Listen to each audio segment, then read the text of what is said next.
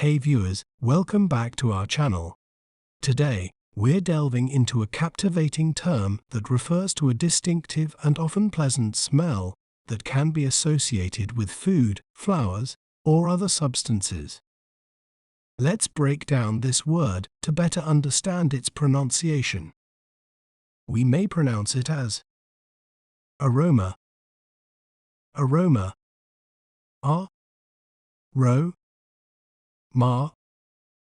aroma. Aroma is crucial in enhancing sensory experiences, helping individuals to enjoy and appreciate the smells of various products and environments.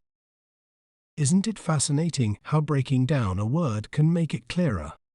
If you enjoyed learning about aroma, be sure to subscribe to our channel for more educational content.